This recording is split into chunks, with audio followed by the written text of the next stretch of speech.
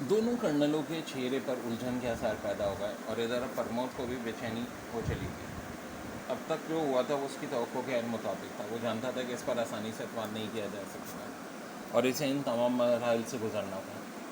वो जानता था कि उसकी तलाशी ली जाएगी। वो ये भी जानता था कि उसे गैर मुसल्ला कर दिया जाएगा। हालात का दायरा अब तक उसकी तवक्को के मुताबिक ही बहता रहा था, लेकिन रफ्तार को सुस्त ज़रूर थी। इस रफ्तारी से प्रमोद की स्कीम को नुकसान पहुंच सकता था।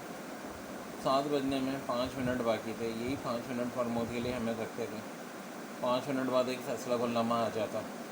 इस लम्हे के आने से पहले प्रमोद को सूरत अपने कंट्रोल में करना थी, वरना मुमकिन था कि हालात बिगड़ जाते और फिर इन्हें काबू में करने के लिए वक्त का सामना करना पड़ता। दोनों कर्नलों ने मध्यम लहजे में एक दूसरे से कुछ बातें की और फिर अजनबी से कहा गया कि वो एक बार फिर प्रमोद की तलाशी लें।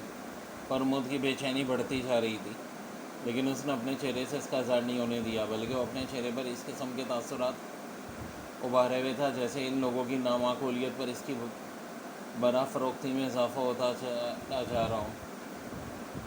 2-4 मरतबा तलाशी लेने के बाद अजनबी ने ऐलान कर दिया कि प्रमोद कतई तौर पर गैर मुसल्लह है। इस वक्त कर्नल ने रिवॉल्वर अपनी जेब में रख लिया। 7 बजने में 2 मिनट बाकी रह गए थे। अब बताओ तुम्हें और क्या कहना है? मैं रिवॉल्वर जेब में रख चुका हूँ, कर्नल ने कहा। वक्त इतना कम रह गया है कि बड़ी तेज़ रफ्तारी से इक़दाम करने की ज़रूरत थी, लेकिन तेज़ रफ्तारी से दोनों कर्नल इसकी तरफ से शक में मुब्तला थे। ये भी मुमकिन था कि रिवॉल्वर फिर निकला था। इसलिए प्रमोद ने वक्त की नज़ाकत को महसूस करने के बाद भी बड़े इत्मीनान से लेकिन चुपते हुए लहजे में कहा, अरे इजाज़त हो तो मैं अपने सूटकेस से कुछ मोती निकाल लूँ? चंद मोती आपकी खिदमत में पेश करने के बाद कुछ अर्ज़ करूँगा। प्रमोद के लहजे से यूँ मालूम हो रहा था जैसे वो कर्नलों के रवैये से बहुत ज़्यादा झिल्ला गया हो।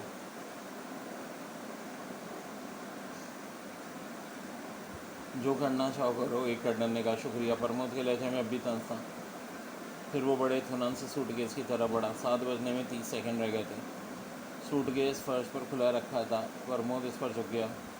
यकीन आँखों से पूरे कमरे का जायज़ा ले रहा था। इसके दोनों हाथ सूटकेस में दाखिल हो गए, फिर कलाई तक मोतियों में छुप गए और उंगलियां किसी सख्त चीज़ से मस हुई। प्रमोद ने इस चीज़ को पकड़कर एक झटके से खींच लिया। तमाम मोती उछल गए और गनगनाते हुए फर्श पर बिखरते चले गए। हार्डवुड का एक टुकड़ा प्रमोद के हाथ में आ गया, जिसने फौरी एक तरफ फेंक दिया। फिर इससे पहले वो अजनबी या दोनों कर्नल को समझते, प्रमोद ने सूटकेस की निचली तह में रखी हुई हल्की किस्म की टॉमी गन उठा ली और एक ही जिसमें कमरे की एक दीवार से जा लगा। चंद मोती इसके जूते के नीचे आ गए। वो फिसला यूँ मालूम होता था जैसे गिर जाएगा, लेकिन समझ ही नहीं गया, बल्कि इसकी टॉमी गन ने थोड़ी सी उंगलियाँ भी उंगल दी थी, क्योंकि इसने एक कर्नल को जेब में हाथ डालते हुए देख लिया था। कर्नल का जिस्म छलनी होकर मेज़ पर औंधा गिरा और दूसरे कर्नल ने घबराकर अपने हाथ उठा दिए। ये हाल अजनबी का भी हुआ था। दोनों के चेहरे सफ़ेद पड़ गए। ठीक है, प्रमोद ने इन दोनों को हाथ उठा के देखकर मुतमईन अंदाज में सर हिलाते हुए कहा। ठीक इसी वक्त ताबड़तोड़ गोलियां चलने की आवाज़ आई। कर्नल और अजनबी चौंक पड़े। बलगाड़नी मिलिट्री। प्रमोद उनकी तरफ देखता मुस्कुराया। शायद इन्हें मकान की तरफ बढ़ता देखकर तुम्हारे आदमियों ने मुकाबला शुरू कर दिया, लेकिन इस मुकाबले से तुम लोगों को कोई फ़ायदा नहीं पहुँचेगा। खेल अपने काम को पहुँच चुका। अभी तुम ये बता दो, तुम्हारा खुफिया नशर का किस कमरे में है?